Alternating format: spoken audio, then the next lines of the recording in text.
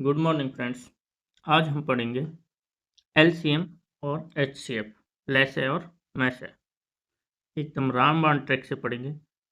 इतने अच्छे तरीक़ा से पढ़ेंगे कि इस क्लास को एक बार पढ़ लिया आप लोगों ने तो दोबारा एलसीएम और एचसीएफ पढ़ने की ज़रूरत ही नहीं पड़ेगी। इस क्लास में हम इतनी अच्छी तरीक़ा से समझाएंगे, ठीक है। तो देखिए, लेसे और मैसे। लेसे क्या होता है, उसकी परिभाषा है वह छोटी से छोटी संख्या जिसमें सवाल में दी गई सभी संख्याओं का भाग चला जाए। वह छोटी छोटी संख्या जिसमें दी गई सभी संख्याओं का भाग चला जाए, वो क्या होती है? लेसे या एलसीएम कहलाती है, ठीक है। अब मैसे क्या होता है साहब? मैसे देखो, वह बड़ी से बड़ी संख्या जिसका भाग दी गई संख्याओं में चला जाए। वह बड़ी से बड़ी संख्या जिसका भाग दी गई संख्याओं में चला जाए तो वह मैसे कहलाती है। ये तो हो गई डेफिनेशन दोनों, लेसे और मैसे की। अब हम एलसीएम लेते हैं सबसे पहले, लेसे, ठीक है। इसके लिए कुछ सवाल निकालेंगे हम जिससे कि जल्दी से सारी ट्रिक समझ में आ जाए, ठीक है दोस्तों। अब हल करते हैं हम लोग। पहला सवाल लेते हैं, ये रहा पहला सवाल। जैसे कि ये पहला सवाल है, 4, 6, 8 और 16 का एलसीएम ज्ञात करना है आपको। 4, 8, 6 और 16 का लेसे निकालना है। तो क्या करना है, सबसे बड़ी संख्या देखो पहले तो इसमें क्या है, 16 है, उसको पकड़ लो 16 को। अब देखो 16 में कौन कौन सी संख्या का भाग जा रहा है। 4 का जा रहा है 16 में, तो इसको काट दो 4 को, 4 से कोई मतलब नहीं है। 6 का नहीं जा रहा, 6 को छोड़ो। 8 का जा रहा है तो 8 को काट दो, ठीक है। अब बचा क्या, 6 का नहीं जा रहा तो इसके दो टुकड़े कर लो, 2 गुना 3, 2 गुना जो बना लो इसके, 2 गुना 3। तब 2 से कट रहा है क्या, 16 जा रहा, कट रहा है, 2 का भाग 16 में जा रहा है तो 2 को भी काट दो, बचा क्या, 3। अब इस 3 बचा है, इसको इस 16 से गुना कर दो। 16 गुना 3 करेंगे तो 48। यही एलसीएम है, आंसर, ठीक है दोस्तों। अब वो तरीका गया, पहले करते थे हम लोग जब छोटे थे, ऐसे कि जैसे 4, 6, 8, 16 का एलसीएम निकालेंगे तो पहले भाग देंगे 2, 3, 4, 8, 2, 1, 3, 2, 4, फिर 2 का देंगे, फिर इन सबको गुना करेंगे जब 48 लेंगे। लेकिन ये तरीका में बहुत टाइम लगता है, इसलिए ये तरीका हमको नहीं अपनाना, अभी इस तरीके से करना है। एक दो सवाल और देखो, फिर आपको बहुत अच्छा लगेगा ये तरीका, इस तरीके को भूल जाओगे पुराने वाले को, ठीक है दोस्तों। अब देखो मैं दूसरा सवाल दिखाता हूँ। 4, 6, 8, 12 का एलसीएम निकालो। अब इनमें सबसे बड़ी संख्या कौन सी है, 12 है, तो 12 को पकड़ लो, ठीक है। अब 12 का भाग 4 का भाग 12 में जा रहा है तो 4 को काट दो। 6 का जा रहा है 12 में, 6 को काट दो। 8 का नहीं जा रहा, तो 8 का नहीं जा रहा उसके दो टुकड़े कर लो, 4 गुना 2 हो गए। अब एक टुकड़े से इसको 12 को काट दो, 4 का भाग 12 में जाएगा तो एक टुकड़े को काट दो, अब बचा क्या, 2, 2 से गुना कर दो, 12 दूना 24, आंसर। इसका एलसीएम कितना हो जाएगा, 24। और देखो एक आध सवाल, फिर आपके समझ में आ जाएगी। 3, 6, 9, 12 का एलसीएम क्या है। 3, 6, 9, 12 का एलसीएम, 12 को सबसे बड़ी संख्या 12 है तो 12 को पकड़ लो, ठीक है। अब 3 का भाग जा रहा है 12 में, 3 को काट दो। और किसका जा रहा है, 6 का जा रहा है 12 में भाग, तो 6 को भी काट दो। अब 9 का नहीं जा रहा, 9 का नहीं जा रहा तो 9 के दो टुकड़े कर दो, 3 गुना 3, 2 गुना 2, 3 गुना 3 9, तो एक टुकड़े से 12 में भाग दोगे तो 3 का भाग जा रहा है तो एक टुकड़े को हटा दो और 1 से गुना कर दो, 12 गुना 3 करेंगे तो 36, आंसर, ठीक है दोस्तों। अगला सवाल देखो, 2-4 सवाल करोगे तो आप लोगों को सिंपल लगने लगेगा। ये चैप्टर बहुत अच्छा है और इम्पोर्टेंट भी है, हर एक एग्जाम में इस चैप्टर से सवाल आते हैं। ये देखिए 4 नंबर सवाल, 4, 12, 8 और 16 का एलसीएम निकालो। 4, 12, 8 और 16। अब 16 है इसमें सबसे बड़ी, तो 4 का भाग 16 में जा रहा है तो 4 को हटा दो, फिर 12 का नहीं जा रहा, 12 को छोड़ो। 8 का जा रहा है तो 8 को हटा दो। तो अब इस 12 बचा और 16 बचा, तो 12 में दो टुकड़े कर लेंगे। 3 गुना 4, 2 टुकड़े हो गए। अब 4 को हटा दो, 4 से 16 कट रहा है तो इसको हटा दो। 4 को बचा क्या? 3 से 16 को गुना कर दो। 16 गुना 3 करेंगे तो 48, आंसर 48। ठीक है, ये इसका एलसीएम है। और एक सवाल देखो, 4, 12, 16 और 20 का एलसीएम। 4, 12, 16 और 20 का एलसीएम। 20 को पकड़ लो, सबसे बड़ी संख्या 20 ही है। तो 4 से 20 कट रहा है तो 4 को हटा दो। अब 12 से नहीं कट रहा, ना ही 16 से कट रहा, तो क्या करेंगे? तो इसके 12 के 2 टुकड़े करो पहले, तो 3 गुना 4। अब 16 के करो, 4 4। ठीक है,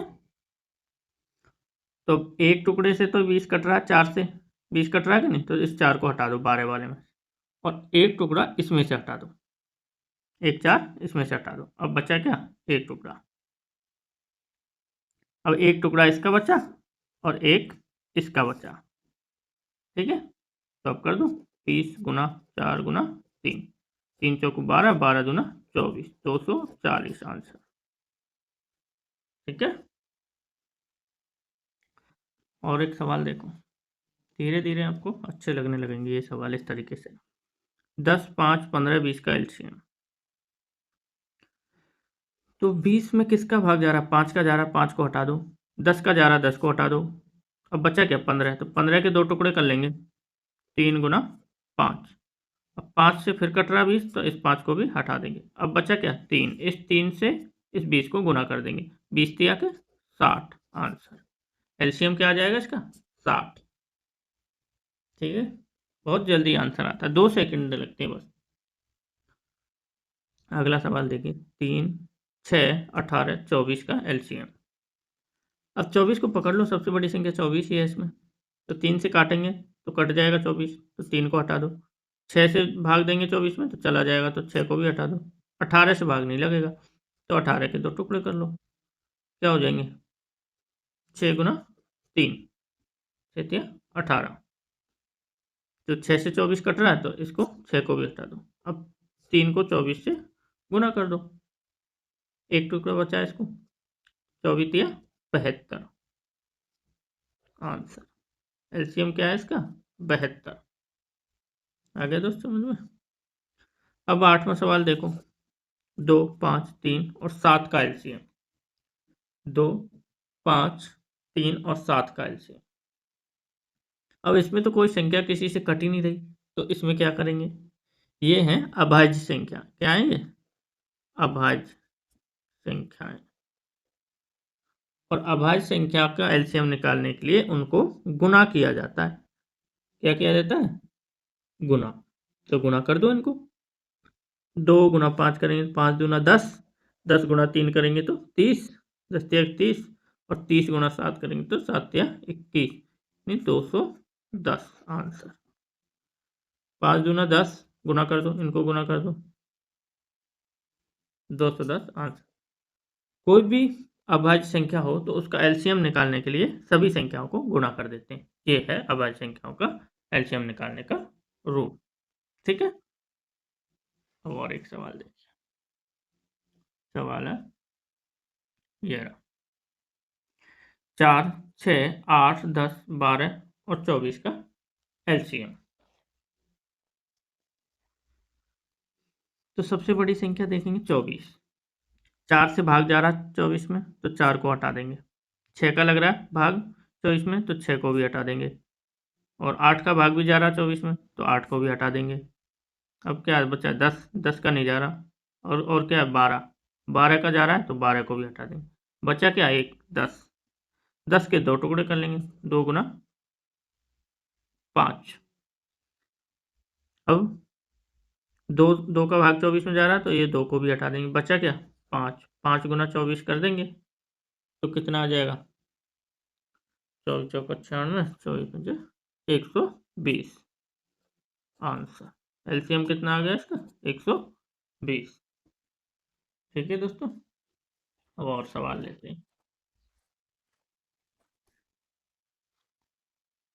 ये लीजिए सवाल नंबर 10। 7, 14 और 13 का एलसीएम क्या है? 7, 14 और 13 का एलसीएम क्या है? तो 7 का भाग 14 में जा रहा है, सबसे बड़ी 14 ही है, तो 7 को तो हटा ही दो। अब इनका भाग एक दूसरे में जा ही नहीं रहा किसी का, और गुणनखंड भी नहीं हो रहे इनके सही। खंड करेंगे तो भी 14 के करेंगे तो भी 13 में भाग नहीं जाएगा। ये क्या अभाज्य संख्या, तो इनको क्या करेंगे, गुना करेंगे दोनों।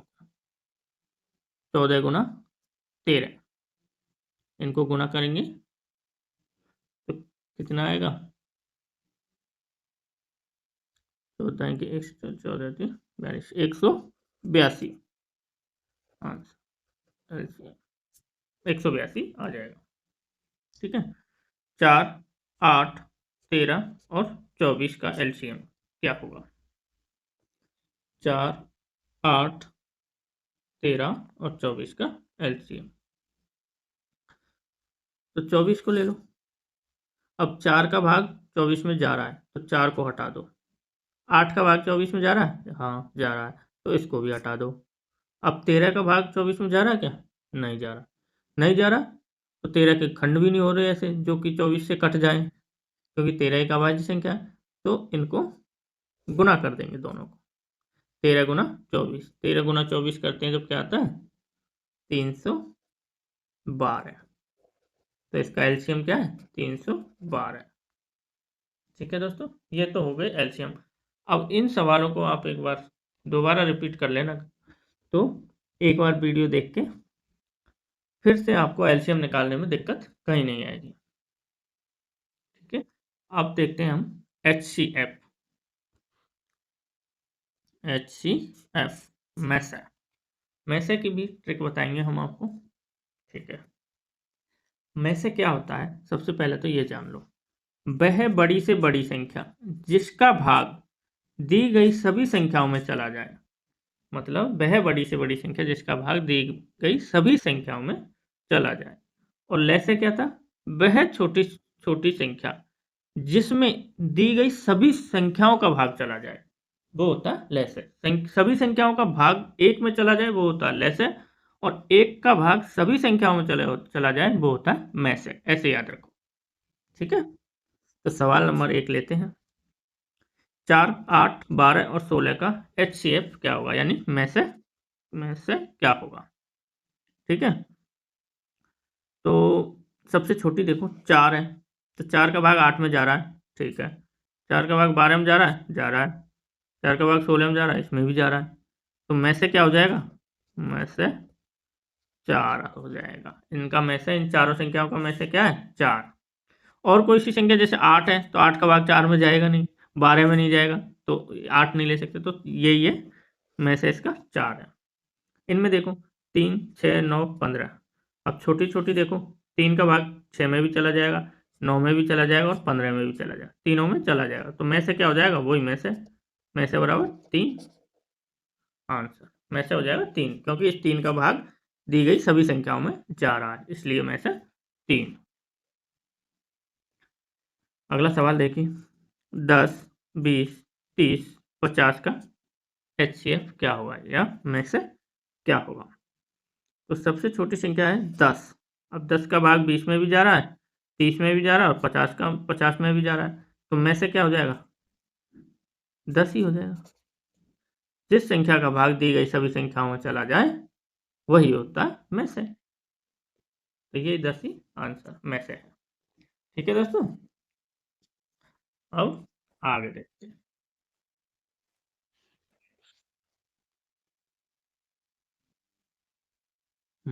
सवाल नंबर 4। 10, 20, 25 और 30 का एचसीएफ क्या होगा? सबसे छोटी क्या है इसमें? 10 है, तो 10 का भाग 20 में जा रहा है लेकिन 25 में नहीं जा रहा, 30 में तो जा रहा है, तो 10 तो हो नहीं सकती क्योंकि एक संख्या में भी नहीं जाएगा तो में से नहीं होगा। तो अब क्या करेंगे, इसके लिए 10 से छोटी संख्या सोचनी पड़ेगी। तो 10 किसके पहाड़े में आ रहा है वो देखो, 5 के में आ रहा है, तो इससे छोटी क्या सोचेंगे हम? 5। ठीक है, तो 5 से देखो, 5 का भाग 10 में जा रहा है क्या? जा रहा है, और 20 में जा रहा है सर, 25 में इसमें भी जा रहा है और 30 में इसमें भी जा रहा है। तो क्या हो जाएगा में से इनका, में से बराबर 5। ठीक है, अगर छोटी छोटी संख्या का भाग सभी में नहीं जाए तो उससे भी छोटी उसके गुणज देख लो। ठीक है, अब देखो एक और सवाल, 5, 7, 11 और 13 का HCF क्या होगा? 5, 7, 11 और 13 का HCF क्या होगा? अब मैं एक चीज बता दूं, इनका HCF या में से एक है। क्या है? एक है। अब वो क्यों है? क्योंकि अभाज्य संख्या आ रही है इसमें, 5 भी अभाज्य, 7 भी अभाज्य, 11 और 13। तो अभाज्य संख्याओं का में से हमेशा एक होता है। तो लिख दूं क्या? लिख तो रखा है यार मैंने, नीचे पढ़ा दूंगा, फिर भी लिख देता हूं। अभाज्य संख्याओं का में से एक होता है। में से एक होता है। ठीक है, अब ये चीज पढ़ो थोड़ी देर। किसी संख्या का HCF कम से कम एक होता है। कम से कम एक होता है किसी संख्या का HCF या में से। HCF कभी भी जीरो नहीं होता है। HCF जीरो नहीं होता है। HCF कभी भी नेगेटिव में नहीं आता है, यानी माइनस में नहीं आता है। किन्हीं दो संख्याओं के बीच अंतर एक हो तो HCF एक होता है। जैसे किसी भी सवाल में दो संख्या दे रखी है और उनके बीच में एक अंतर है एक का, तो उनका में से एक ही आएगा। ये याद रखना, बहुत इंपॉर्टेंट चीज है ये, मोस्ट, ये लाइन। ये दोस्तों, सम संख्याओं का HCF सम होता है और विषम का विषम होता है। विषम संख्याओं का HCF विषम होता है। अब इस टाइप पे एक सवाल देखते हैं। ठीक है, ये लाइन पढ़ ली आप लोगों ने, याद रखना ये लाइन बहुत इंपॉर्टेंट है, इनको याद कर लेना। 15, 17, 16, 14 और 20 का HCF क्या होगा? तो अब इसमें एक चीज मिल रही है हमको, ये 16 और 17, इन दो संख्याओं में अंतर कितने का आ रहा है? एक का आ रहा है भाई। और ये हमने अभी अभी पढ़ा है, ये देखो कि किन्हीं दो संख्याओं के बीच अंतर एक हो तो HCF एक आता, चाहे वो कितनी भी संख्या हो। तो इस पूरी संख्या का HCF क्या हो जाएगा? एक हो जाएगा। यही आंसर है। जैसे एक और सवाल लीजिए, 50, 60, 91, 92, 70, 55 का HCF।